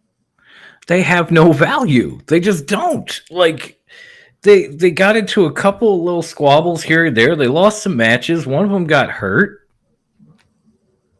You know, Yeah. Bear Country has more value. Top Flight has more value. The Acclaimed have more value. What the fuck are the Seidel brothers doing there? It's either them or, as I said before, even sorry guys, the Gun Club. Like Yeah. you're very green. You know, you work your YouTube shows and stuff, but when you actually get put on TV, you're not very good. No. I still don't know what your tag team finisher is, and you've been there since almost the beginning. So it's hard to have value as a tag team when you don't have a tag team finisher. Mm-hmm. Mm-hmm. Oh, I think this one will hit with Wendy. Private Party. It's funny that it's a 2.0 because I had originally written them down and scratched it out. here's the thing: like when AEW started, I fucking loved Private Party, and now I'm Thank just you, like, Mason. meh. Mason comes in dumb. I agree with the Seidel bros. They just don't do it for me. They look like teens, but they're 100. Sorry, Wendy. There is also that. I was trying to keep it, you know, to a factual standpoint, but he is not wrong when it comes to that. That's a solid point. That's a solid point right there. Points for that. Thank you, Mason. Thank you. At least somebody has my back. Chris over here, like, you can't say the Seidels. Why not? They fucking suck. And Private Party has gone. To be fair to you, Dom, when the Seidels come out, I give out the most loud groan of Jesus kill me now and just like Does that equal worth? I don't think it does. You know, like at least I did enjoy Private Party at the beginning, but since they joined the Hardy, whatever the fuck he's calling it, the Hardy family office, and they started dressing like the Hardys and they started running with Matt, they've just been lame. Absolutely, positively lame. That whole faction, except Butcher and the Blade, I would get rid of. But that's why I said Matt Hardy in the first place. His stock has dropped so far that everybody that rolls with him, their stock drops. Yeah. Wendy. Oh, I haven't said mine. No. The Hybrid 2. Okay. HFO. I won't lie. I love them in Lucha Underground. I love how when they come out, it's just like, you know, the crazy dance and the whatever. Yeah. But I don't get excited to watch them like I did in Lucha Underground. I'm just like, oh, potty break, cool, whatever. Like them on TV, not thrilling. It's actually, I don't get anything out of it. No, I don't either. I hate Evans anyways. Do you realize if we had mentioned the Butcher and the Blade, we would have covered the entire Hardy family office? I would never mention the Butcher and the Blade. I don't even know. No, I know. Just Bunny. Hardy office. I agree. I'm just saying we mentioned the Bunny. We mentioned 2.0, the Hybrid 2. We mentioned Private Party, and I brought up Matt Hardy. That's everybody but the Butcher and Blade. How about we just get rid of the Hardy family office altogether and let these guys go to something else? Here's the thing, like with the Bunny as a manager for Butcher and the Blade, I'm fine. I'm cool. But as in ring, you add no value. No. You add no value. That team up with Penelope Ford, I'm like, I don't care for it. The Bunny and the Babe, yeah. Peter says, going back to male wrestlers, what about Joey Janela? I think you misspelled jelly. Yeah, there's that. Yeah, I can do without Jelly Janela. I think Jelly's like me. He's He had so a great heel turn on Sunny, and then Yeah, and that then it just went kind of nowhere. died. yeah. Well, here's the thing: GCW has blown up lately, and that's his company. So he's probably been away taking care of that because they've literally had some mega stars fucking come in there as of late. I mean, they had fucking Cardona. I mean, Mox True, is their Mox. fucking champion now. Eddie Kingston's going to be on their next big show. Mhm. So Mhm. they're starting to get these people in there, you know, and that's making Zanella a little more busy. Unavailable. Yeah. Yes. Yeah. And he's got a great eye for indie talent too. He does. He does. I True. think I wouldn't necessarily get rid of him per se. I would probably keep him as like a talent scout kind of thing. Yes. In between things. Yeah. So one more final thing that I saw again on the Twitter machine because goddamn that thing gives me so much content. It's unfucking believable. Even though he says he hates it. Ivan! What's happening, homie? He's saying Wendy for president. God damn. Viva la raza! And not only did I see this tweet on Twitter, but I also saw it posted in another Facebook group that said I'm gonna read you the tweet. It's from Wendy's boy Santana from P&P, which this dude puts out a lot of good content for people that do shows like us. So get out the votes. So 2024, y'all. Santana says, when you stop caring about what others think or who does or doesn't like you, that's the true game changer. Now, what was linked with this is this him saying that P&P are going to cut their ties with the Inner Circle and finally go on their own. Wendy. Yes. Your Spanish brethren has spoken. How do you feel about this tweet or the direction the fans think that it is? Mason's ready for this. Oh, okay. I'm legitimately excited about this. As much as I enjoy them in Inner Circle, I have always thought that they would be better off on their own and that they could do so much more. I don't want to say the Inner Circle is a hindrance, but it's not benefiting them either. I'm definitely hyped about this. This is long overdue. I give this 102% with a margin of error of 2% approval. Do it. Okay. Dom?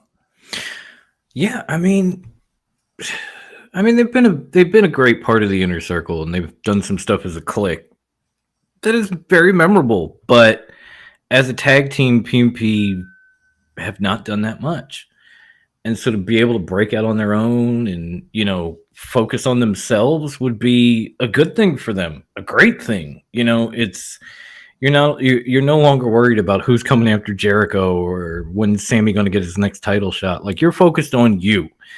And from personal perspective, I stopped giving a fuck what people thought when I was like 18 years old. And I've been a pretty happy guy for a long time ever since. So I agree with Santana on that too. And I also agree with Ivan's comment. Wendy for president, yes. Psycho vice president, yes. Secretary of State high class. Yes, that'll be the classiest Secretary of State ever.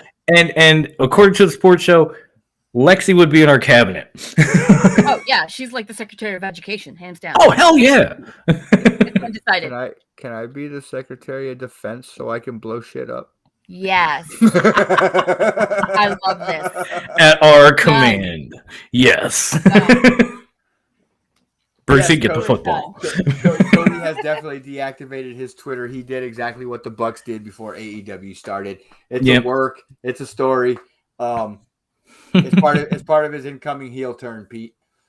That's very true, Ivan. Now remember, I'm adopted brown, so that's even more true. A vote for us. Yes.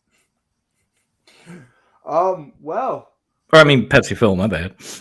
with that being the final tweet and speaking point for AEW, we're now getting to the part of the show where we start wrapping things up and bringing and as I say and write on the rundown, shut this shit down. What happened to what we were thankful for? Will you That's let what me we're get getting there? to. Will you let Oh, me get okay. there? My bad. Since he's in the chat, I thought you were pulling an Ivan. My bad. Proceed. Womp, womp, womp.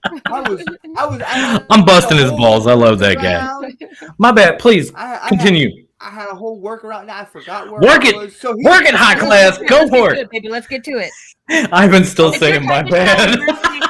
It's okay, homie. I'm just Don't busting worry, balls, Ivan. man. You know I love you. Hey, Ivan, I'm about ready to do the same thing too. Dick. So with it being that time of year where we talk about what we're thankful for, instead of doing our normal final thoughts on wrestling, I want to know what you guys are thankful for in the wrestling business and in general, because it's just that time of year, and I'll kick this shit off, obviously I'm thankful for the wrestling god that is MJF and all the content that he gives us. Of course, duh. But no,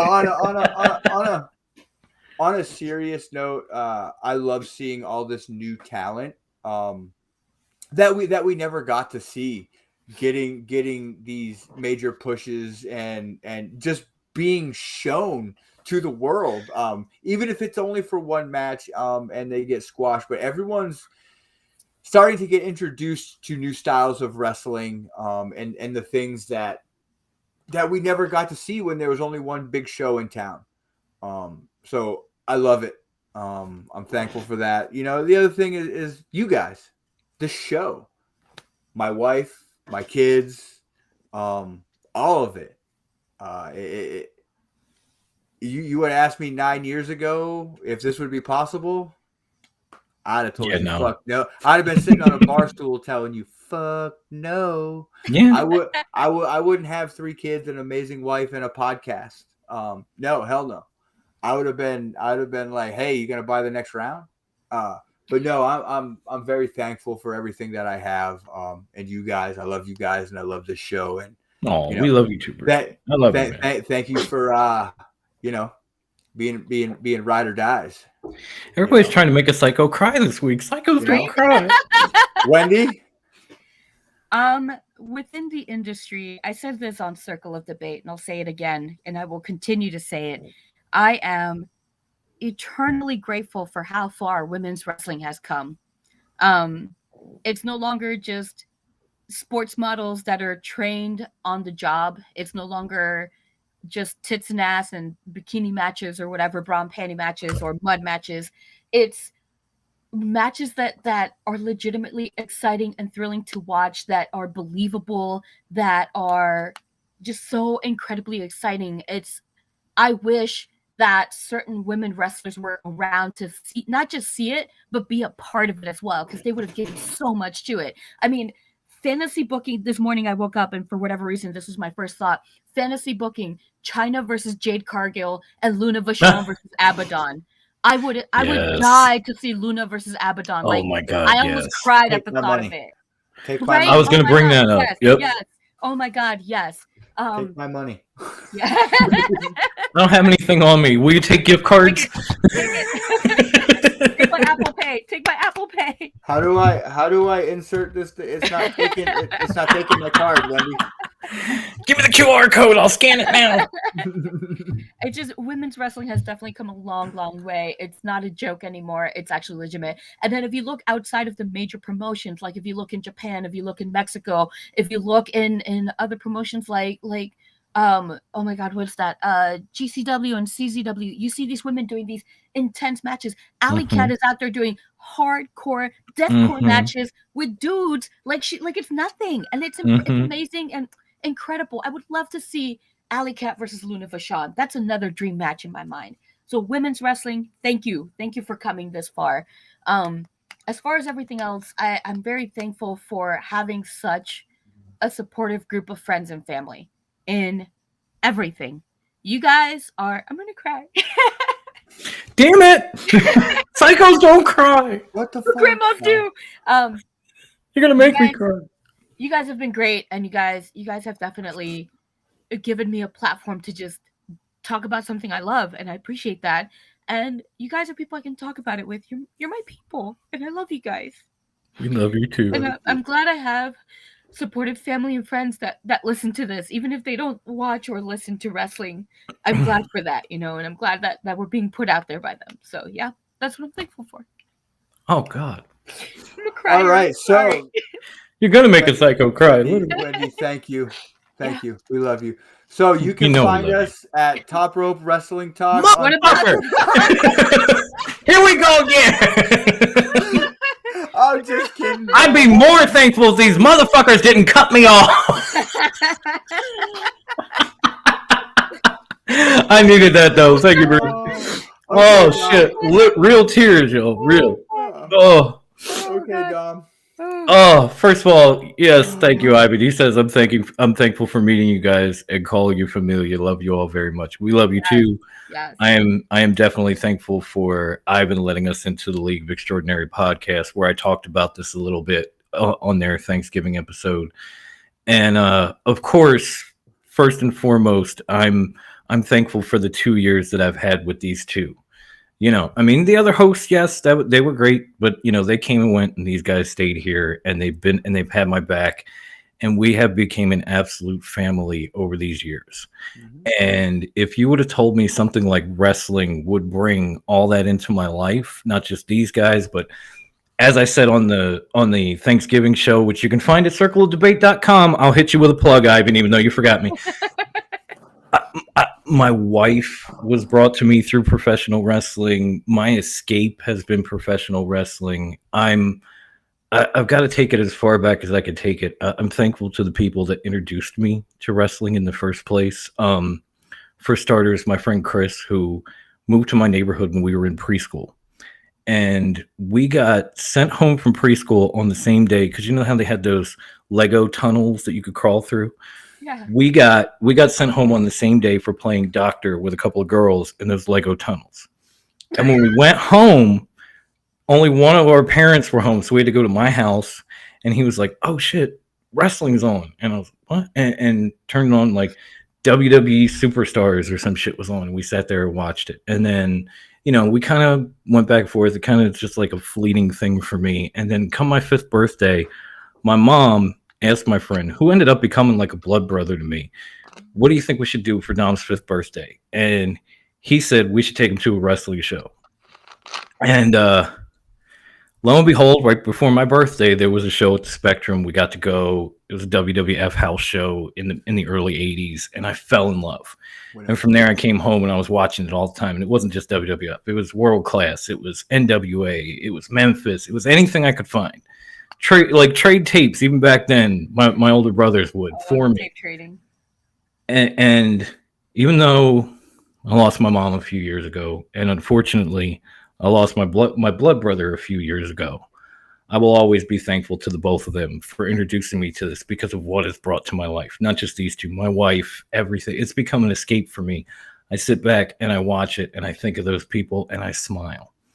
I think of these guys and I smile. I see my wife watching it next to me and I smile. So I'm very thankful to pro wrestling for all of that. And I am extremely thankful for the two people on this screen that have hung in here with me through all of this.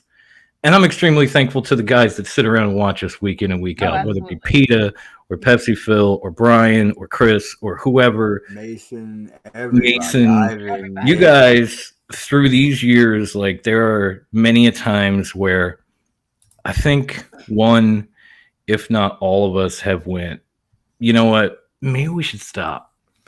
And then we think about you. And eventually we're doing it again.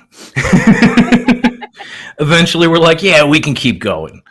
And so you guys, whether you're, helping us behind the scenes or whatever, or even if you're just tuning in and you're throwing comments up like Mason does, where he's sitting here saying, "Wow, way to go deep, Dom. Damn." Yeah, I get there. We love you too, Brian.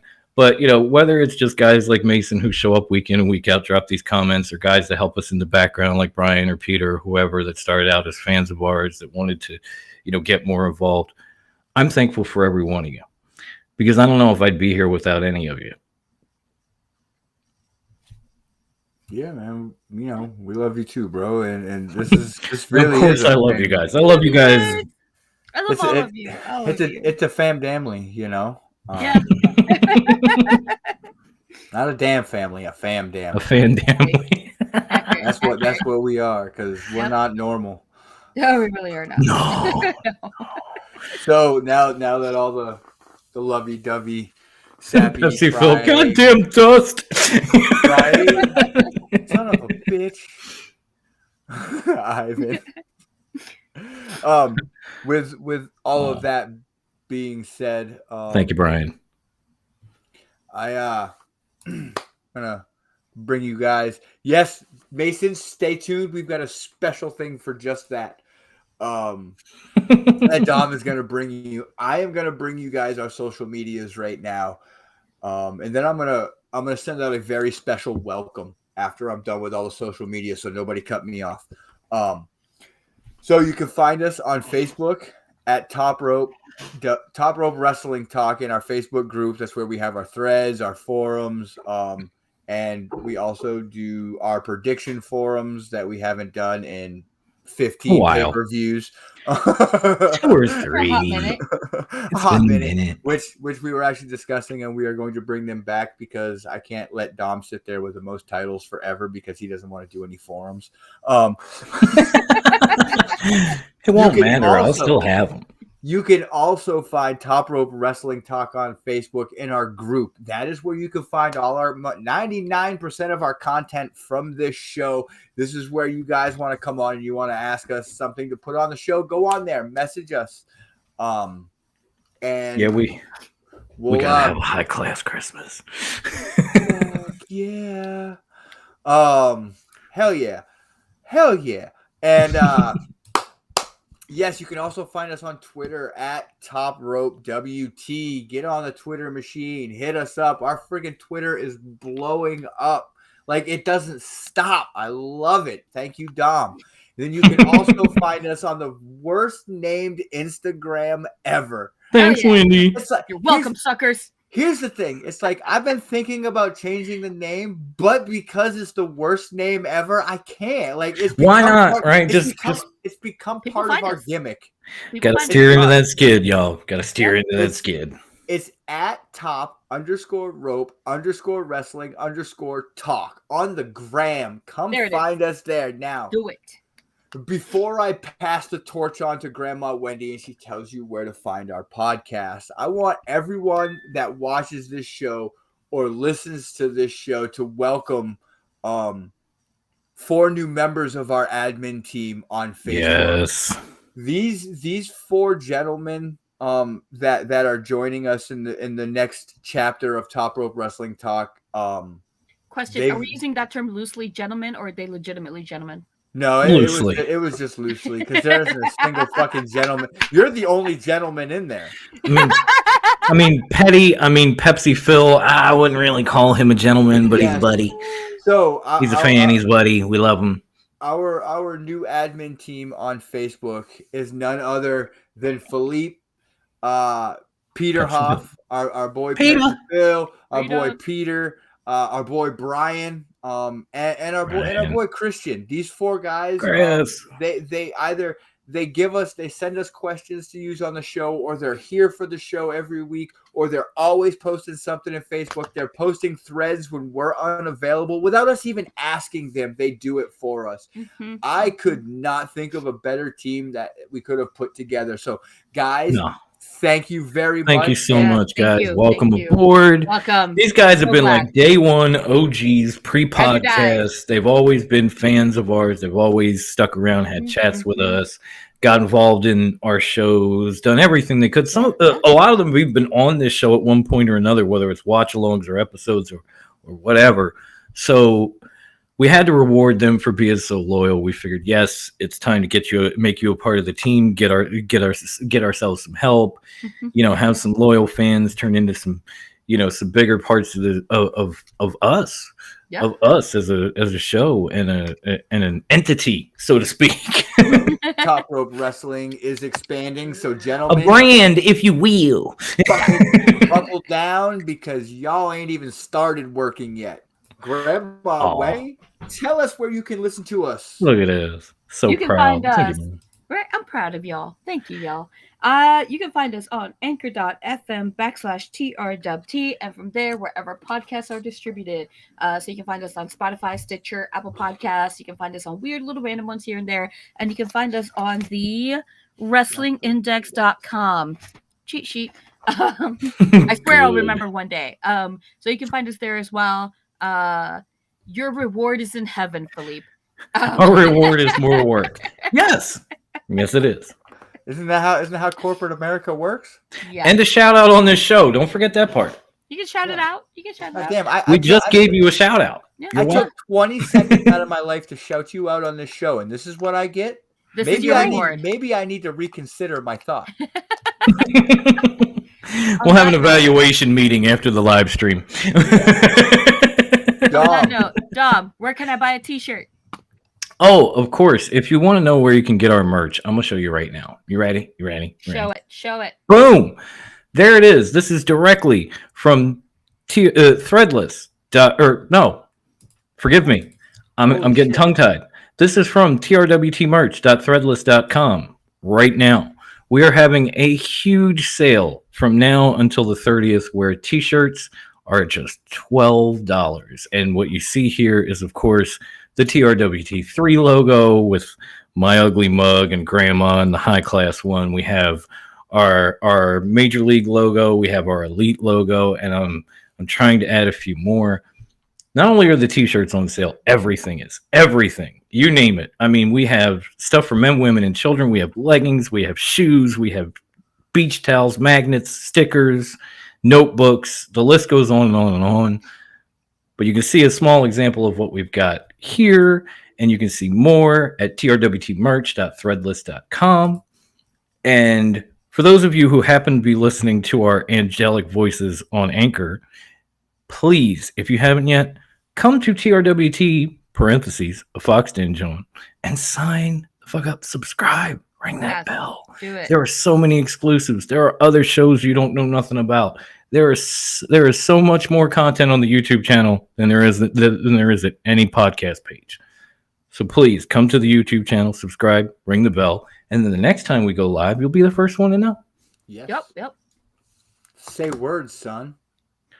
Word. That's right.